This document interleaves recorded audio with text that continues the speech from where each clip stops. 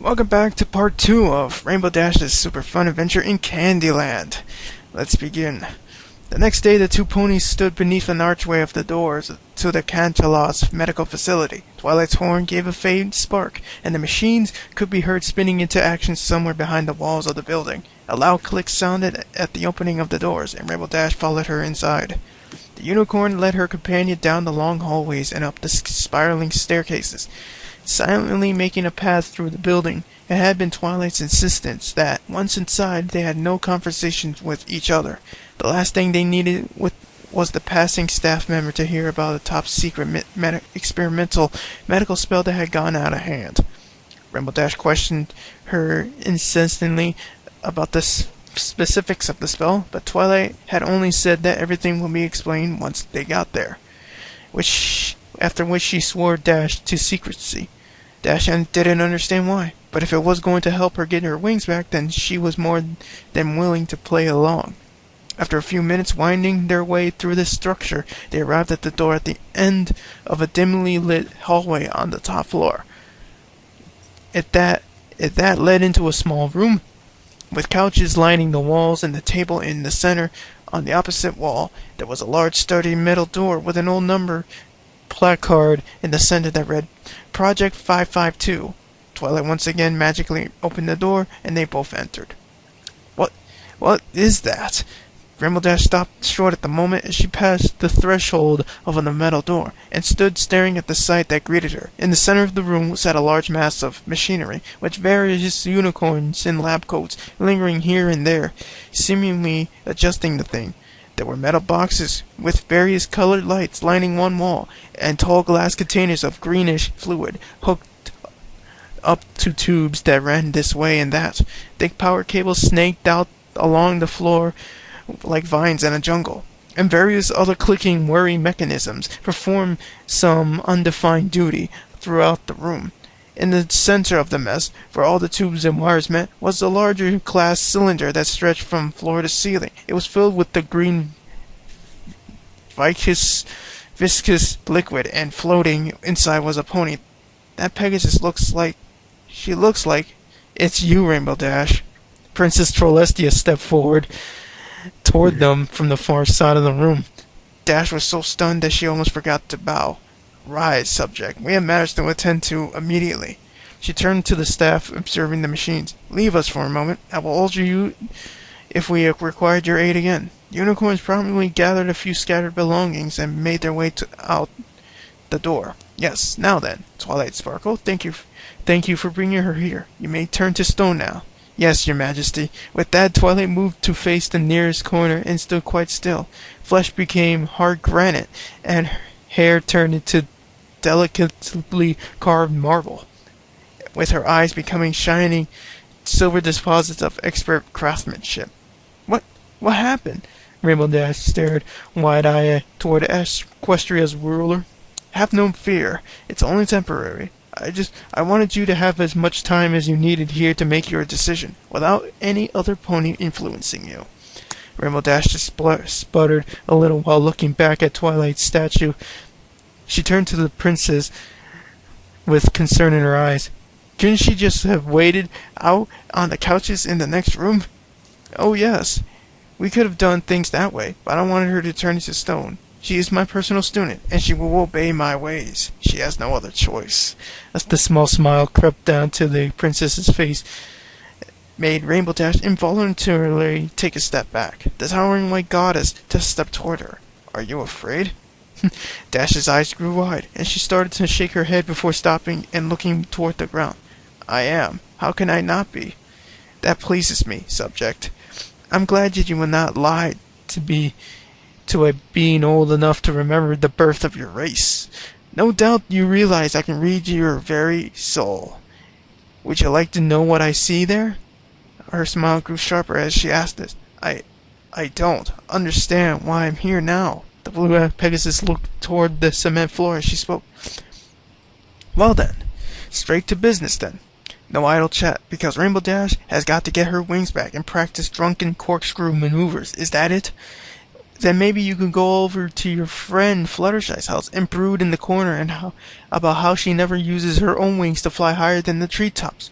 Or will you possibly continue to be an annoying, bothersome ass to one of the other ponies who you used to consider as a friend? Maybe the seamstress to see them bragged about how much more shallow her dreams are compared to yours. You know, that dream that will never come true now. You know the one. Say it for me, will you? The princess bent her head down and tilted the ear toward Rainbow Dash's in anticipation of her answer. Dash looked up at her. Why are you doing this? You're supposed to help your subjects, not grind them into the dirt. I can tell you what I really think right now. Or you'll do something horrible, like unmake me. The princess's eyes narrowed, and she paused to make sure Dash had said all she wanted to say. You're presuming to tell me what I should not do? In my own kingdom, little one? I could certainly, as you say, unmake you. I could rip your very being from this reality over the course of centuries, and do it in such a horrific way that the members of your entire bloodline will be painfully aware of it. However, it is not my wish to do that, yet. The princess turned with a great sigh, and moved to the center of the room. She looked at the pony floating in the glass, and spoke softly, almost as if she had forgotten Dash was in the room. I know what I'm supposed to do. I know what when troubles are at their absolute worst. It is our friends that we need to rely on to pull us out of danger. I have found that in this world, the most destructive forces come not from outside the walls. It is within our own selves, and we face our greatest enemies. She turned to look back at Rainbow Dash. Reading through you now, I fear that you may have caused irreparable damage to yourself over the last several months. You, who carries the power of the element of loyalty, have betrayed yourself. You may have given up hope to any improvement in your life, and in doing so, you also have betrayed your friends.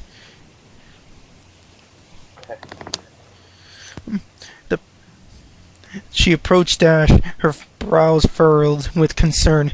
My faithful student was never supposed to attempt to perform that spell. It was only recently developed, but she wanted to try for your sake.